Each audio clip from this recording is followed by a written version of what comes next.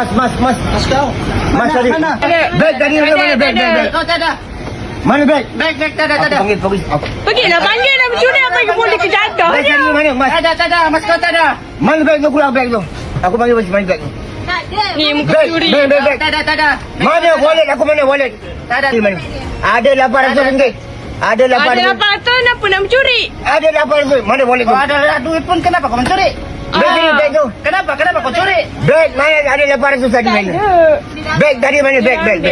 Mana beg? Tak ada Mana beg? Aku pada Tak polis. ada. Pergilah buat Aku nak bayar kau. Dia panggil polis. Aku tak keluar dari kedai lah sekali. Pergi. Mana beg tadi tu? Pergi. Mana beg? Beg mana beg? Mana beg? Pergi. Ni muka pencuri ni. Tak mana beg sekarang ni? Abang aku tu bayar dah mami dah. Mana beg?